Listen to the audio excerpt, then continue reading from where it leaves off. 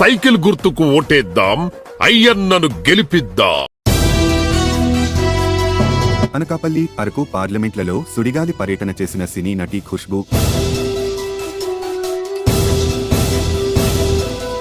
అరకు, అనకాపల్లిలో భారీ జనసందోహం మధ్య ఎన్డీఏ ఉమ్మడి పార్టీల రోడ్ షో.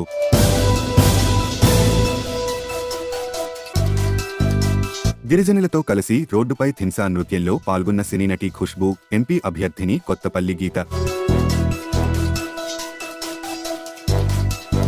రానున్న ఎన్నికలలో కేంద్రంలో ఎన్డీఏ ప్రభుత్వం అధికారంలోకి రావడంతో పాటు ఏపీలో ఉమ్మడి కూటమి ప్రభుత్వమే విజయం సాధిస్తుందని బీజేపీ జాతీయ మహిళా కమిషన్ సభ్యురాలు, ప్రముఖ సినీ నటి ఖుష్బూ అన్నారు. మంగళవారం అనకాపల్లి పార్లమెంట్ ఉమ్మడి కూటమి అభ్యర్థి సీఎం రమేష్ తో కలిసి లక్ష్మీదేవిపేట, కసింకోటలో, అల్లూరి జిల్లా అరకులో ఉమ్మడి కూటమి ఎంపీ అభ్యర్థి కొత్తపల్లి గీతతో కలిసి ఒకే రోజు 2 చోట్ల ఎన్నికల ప్రచారాన్ని నిర్వహించారు. ఈ సందర్భంగా ఖుష్బూ మాట్లాడుతూ ఉమ్మడి విశాఖ జిల్లాలో అనకాపల్లి, అరకు ప్రజల స్పందన చూస్తుంటే ఉమ్మడి అభ్యర్థుల విజయం తథ్యమని అన్నారు. కేంద్రంలో పలుకుబడి గల సీఎం రమేష్ వంటి వారిని అనకాపల్లి నుంచి పార్లమెంట్కు పంపిస్తే ఈ ప్రాంతం అద్భుతంగా అభివృద్ధి చెందుతుందని పేర్కొన్నారు. అందుకే పార్లమెంట్కు సీఎం రమేష్ను అనకాపల్లి శాసనసభ ఉమ్మడి అభ్యర్థి కొణతాల రామకృష్ణను అత్యధిక మెజారిటీతో గెలిపించాలని కోరారు. అల్లూరు జిల్లాలో అరకు ఎంపీ అభ్యర్థిని కొత్తపల్లి గీత, ఎమ్మెల్యే అభ్యర్థి పాంగి రాజారావు గెలిపించాలని కోరారు. సీఎం రమేష్ మాట్లాడుతూ ఖుష్బూ వంటి జాతీయ నాయకురాలు ఇక్కడకు వచ్చి ప్రచారం చేయడం సంతోషకరమని అన్నారు.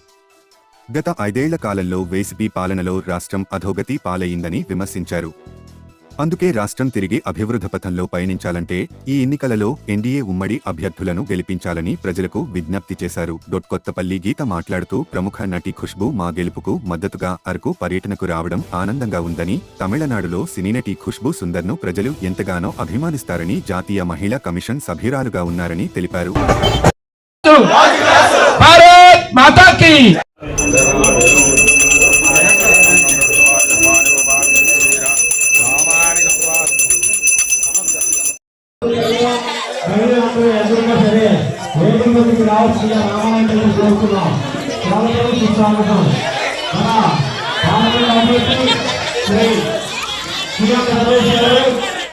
హీరోయిన్ అయినటువంటి శ్రీమతి ఖుష్బూ గారు, బీజేపీ నాయకురాలు, జాతీయ నాయకురాలు, వారు నేడు మన లక్ష్మీదేవిపేట రావడం మన అదృష్టం.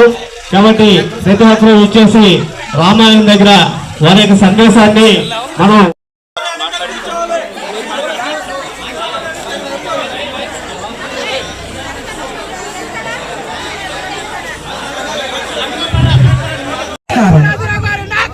మీ అందరికీ నమస్కారం. ఎన్డీఏ కార్యకర్తలు, ఇక్కడ బీజేపీ కార్యకర్తలు ఉన్నారు, టీడీపీ కార్యకర్తలు ఉన్నారు, పవర్ ఫ్యాన్స్ కార్యకర్తలు ఉన్నారు. మహిళకు అందరికీ నా నమస్కారం. చాలాసేపు తర్వాత, చాలా సంవత్సరం తర్వాత నేను అరకుకి వచ్చాను.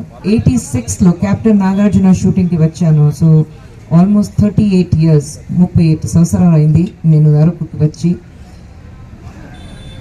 ఇతను రోజు తర్వాత నేను ఇక్కడ వచ్చిన తర్వాత చూస్తే కూడా అసలు ఆ డెవలప్మెంట్ నాకు తెలియట్లేదు. ఆ డెవలప్మెంట్ అరకు వ్యాలీ అయితే ఎలా ఉండాలి, మెయిన్ ఇక్కడ మీకు అట్రాక్షన్ ఉండేది టూరిజం, అందరూ రావాలి. నేను అప్పుడు వచ్చినప్పుడు బ్యూటిఫుల్గా ఉంది, ఇంకా అదే బ్యూటిఫుల్గా ఉంది, కానీ ఆ డెవలప్మెంట్ చెప్పినప్పుడు ఆ డెవలప్మెంట్ అసలు జరగలేదు. మీకు ఏదైనా వచ్చిందా? రోడ్స్ చేశారా? మీకు ఇల్లు వచ్చిందా? డబ్బు ఇస్తారని చెప్పారు, అది వచ్చిందా? ఏదైనా వచ్చిందా? జగన్ గారు ఏదైనా ఇచ్చారా? మనకు తెలియకుండా ఏదైనా ఇచ్చారా? వచ్చారా? ఇటు సైడ్ ఆయన పార్టీ నుంచి ఎవరైనా వచ్చారా? ఎలక్షన్ టైంలో వస్తారు, ఓట్ వేయండి అని చెప్తారు, మీరు వేస్తారు, ఆయన గెలుస్తారు, వెళ్ళిపోతారు. ఆ తర్వాత 2 లక్షల కోట్లు ఆయన బ్యాంక్ అకౌంట్ లో ఉంటుంది, మీకు అస్సలు శూన్యం వస్తుంది, ఏమీ రాదు మీకు. ఇదే పని జరుగుతుంది.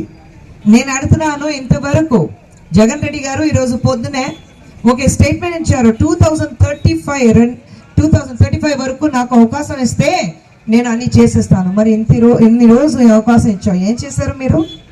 ఏం చేయలేదు. వీంట్లో వాళ్ళు మగాళ్ళు ఎక్కడన్నా తాగుతూనే ఎక్కడొక్కడ ఉంటారు, మనకి తెలీదు, అందరికీ ఆ భయం ఉంది.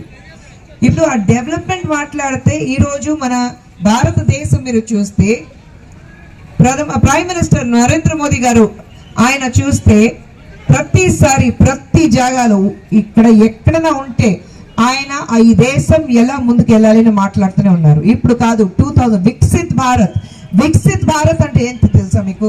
2047 భారతదేశానికి 100 years కంప్లీట్ అయితే, ఫ్రీడమ్ 100 years కంప్లీట్ అయితే ఆ టైంలో ఈ దేశం ఎలా ఉండాలి దేనికి ఇప్పుడే ఆయన పని స్టార్ట్ చేశారు.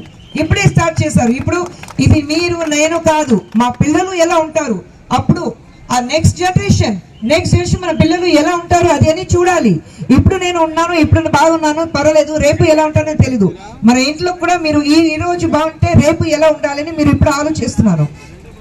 ప్రైమ్ మినిస్టర్ మోదీ గారు 2047లో ఈ భారతదేశం ఎలా ఉందినా ఇప్పుడు ఆలోచిస్తున్నారు. ఇలాంటి ఒక గ్రోత్ ఉండాలి.